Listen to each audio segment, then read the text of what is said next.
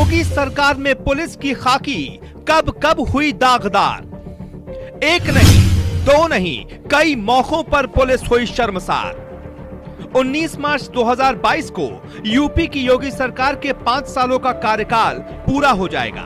इन 5 सालों में क्या क्या हुआ क्या नहीं, ये तो सरकार बता ही रही है, लेकिन इन 5 सालों में यूपी पुलिस की खाकी पर कब कब दाग लगे, ये हम आपको बताने जा रहे हैं।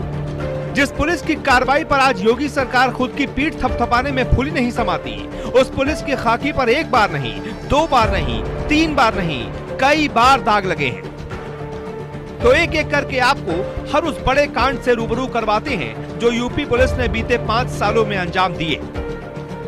आईपीएस मणिलाल पाटीदार ने किया खाकी को सबसे ज्यादा शर्मसार। यूपी में खाकी पर दाग लगाने वालों में मणिलाल पाटीदार जैसे आईपीएसओं ने सबसे बड़ी भूमिका निभाई। महोबा के स्टोन क्रशर कारोबारी इंद्रकांत त्रिपाठी ने 8 दिसंबर 2020 को गोली मारकर खुदकुशी की थी। आरोप लगा तत्कालीन SP city IPS Manilal Patidar ने 6 लाख रुपए की रंगदारी न देने पर इंद्रकांत को जेल भेजने की धमकी दी थी। कारोबारी इसी वजह से मानसिक तनाव से गुजर रहा था। उसने मणिलाल पाटीदार के खिलाफ एक वीडियो जारी किया जिसमें यह बताया कि उससे 6 लाख की रंगदारी मांगी जा रही है, जिसके 2 से 3 दिन बाद उसकी गोली लगने से मौत हो गई।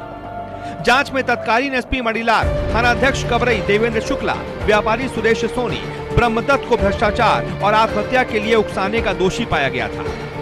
एसआईटी की जांच में सिपाही अरुण यादव भी भ्रष्टाचार के दोषी पाए गए, जिनके खिलाफ मामला दर्ज हुआ। इस मामले में 1 लाख के इनामी आईपीएस पाटीदार को छोड़कर बाकी चारों जेल में हैं। मणिलाल तब से फरार चल रहा है। पुलिस की ये भी बड़ी नाकामी है कि उसे आज तक गिरफ्तार नहीं कर पाई। वो कहां है, किसी को खबर नहीं।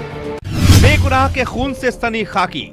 पुलिस का सबसे क्रूर चेहरा गोरखपुर में 27 सितंबर 2021 को देखने को मिला, जहां कानपुर के एक निर्दोष कारोबारी मनीष गुप्ता की होटल कृष्णा पैलेस में मौत हो गई।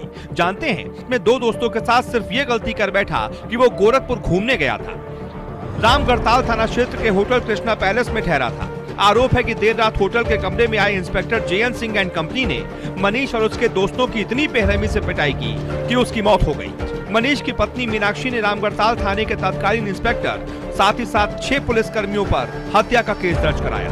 एसआईटी जांच कर रही थी कि मनीष की पत्नी ने सुप्रीम कोर्ट में सीबीआई जांच की अपील कर दी। सुनवाई होती इससे पहले ही सीबीआई ने मुकदमा दर्ज करके केस अपने हाथ में ले लिया। 2 नवंबर को सीबीआई ने मामले में केस दर्ज कर जांच शुरू की और 7 जनवरी 2022 को चार्जशीट दाखिल कर दी। कोयला कारोबारी से 1 करोड़ 85 लाख की डकैती। 9 मार्च 2019 को लखनऊ में गोसाईगंज में ओमैक्स अपार्टमेंट में कोयला कारोबारी के घर 1 करोड़ 85 लाख की डकैती को पुलिस के ही 2 दरोगाओं, सिपाही और वकील समेत 7 लोगों ने अंजाम दिया था। प्रभारी निरीक्षक विजय कुमार सिंह ने बताया कि कालाधन पकड़ने के बहाने अंकित अग्रही के फ्लैट में डकैती डाली गई थी। तत्कालीन एसएसपी कलानिधि नैथानी ने पुलिस अधीक्षक ग्रामीण को इस मामले की विभागीय जांच सौंपी थी। जांच में वकील मधुकर मिश्रा, राधाकृष्ण उपाध्याय, उप निरीक्षक आशीष तिवारी, पवन मिश्रा, बर्खास्त आरक्षी प्रदीप सिंह भदौरिया, उसके निजी वाहन चालक आनंद यादव और यशराज तिवारी के खिलाफ सबूत मिले, जिसके बाद इन सबके खिलाफ आरोप पत्र दाखिल किए गए। फर्रुखाबाद 13 पुलिस वालों पर डकैती और गोली मारने के आरोप में केस। अप्रैल 2018 की बात है। उत्तर प्रदेश पुलिस ने अपने ही 13 पुलिस अधिकारियों के खिलाफ डकैती और गोली मारने के आरोप में केस दर्ज किया। यूपी पुलिस ने यह कार्रवाई कोर्ट के आदेश पर की। जिन पुलिस अधिकारियों के खिलाफ शिकायत दर्ज है, उनमें एक स्वायत्त टीम के मुखिया और थाना अध्यक्ष भी शामिल हैं। दरअसल इन 13 पुलिस अधिकारियों पर आरोप था कि इन लोगों ने फर्रुखाबाद जिले के एक घर में गोलीबारी की और फर्जी मुठभेड़ को अंजाम दिया, जिसमें एक लड़के के पैर में गोली लगी। यह घटना 21 फरवरी 2018 की है, जिसके बाद परिवार वालों ने अदालत का दरवाजा खटखटाया। कोर्ट के आदेश पर यूपी पुलिस को अपने ही अधिकारियों के खिलाफ केस दर्ज करना पड़ा। सहारनपुर में 8,43,000 की लूट। सहारनपुर जीआरपी कंट्रोल रूम के प्रभारी ललित त्यागी ने उमाही गांव में 8,43,000 की लूट को अंजाम दे डाला। दरअसल बिजनौर के थाना कोतवाली निवासी मोहम्मद अख्तर गेहूं के व्यापारी थे। वो किसानों से गेहूं लेकर मंडी में बेचते थे। कारोबार के सिलसिले में वो सहारनपुर के उमाही गांव में किराए का कमरा लेकर रहते थे। 13 मई 2019 को सुबह करीब 2:30 से 3 बजे के आसपास जब वो अपने कमरे में सो रहे थे, तभी कार सवार 3 वर्दीधारी समेत 6 लोग वहां पहुंचे। उन्होंने मारपीट करके व्यापारी से 8,43,000 रुपए लूट लिए। थाना पुलिस और एसटीएफ ने मामले की जांच शुरू की तो उन्हें सुराग मिला कि लूट जीआरपी आगरा कंट्रोल रूम प्रभारी ललित त्यागी ने वारदात को अंजाम दिया। लूट में उसके साथ सिपाही रिंकू और सिपाही शायर बेग शामिल था। सहारनपुर एसएसपी दिनेश कुमार पी ने बताया कि आरोपित इंस्पेक्टर के पास से लूट के 4 94,000 रुपए बरामद भी कर लिए गए। सर्राफा कारोबारी से पुलिस वाले नहीं लूट लिए 3.5 लाख रुपए। राजधानी लखनऊ के पुलिसकर्मी भी खाकी के दामन में दाग लगाने में पीछे नहीं रहे। मड़ियाव थाने की पुलिस पर आगरा से परिवार संग लखनऊ आए सर्राफा कारोबारी विशाल जैन से 3.5 लाख रुपए लूटने का आरोप लगा। वाहन चेकिंग के दौरान चांदी और नकदी मिलने के बाद कारोबारी को थाने ले जाया गया और डरा धमकाकर 3.5 लाख रुपए वसूल कर लिए गए। मामले में जांच के बाद दोषी पाए जाने पर एसएसपी करुणानिधि नैथानी ने इंस्पेक्टर प्रदीप सिंह, दरोगा दलवीर सिंह और आफ्ताब आलम को लाइन हाजिर कर दिया।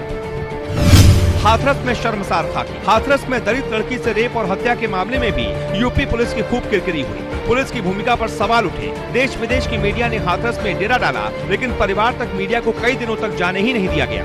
परिजनों के बिना ही जल्दबाजी में मृतक का शव जला दिया गया। पुलिस पर सरकार के दबाव में मामले को दबाने के आरोप लगे, लेकिन मामला दबा नहीं। गैंगस्टर विकास दुबे से पुलिस की मिली भगत। कानपुर के बिकरू गांव में जो कुछ हुआ उसने भी खाकी के एक बार पर सवाल खड़े कर दिए। यहाँ पुलिस पर बहुत बड़ा हमला हुआ, जिसमें 8 पुलिस वाले मारे गए। विकास दुबे नाम के गैंगस्टर पर हमले के आरोप लगे। इस मामले में भी बात ये आई कि कुछ पुलिस वाले ही गैंगस्टर विकास से मिले हुए थे। घटना के कुछ दिनों बाद उज्जैन में विकास दुबे पकड़ा गया। उसको वापस आते वक्त कानपुर के पास उसका एनकाउंटर कर दिया गया। याद होगा आपको, पुलिस ने कहा था गाड़ी पलट गई थी और विकास दुबे भागने की फिराक में था, इसलिए एनकाउंटर हुआ। इस एनकाउंटर पर भी सवाल उठे।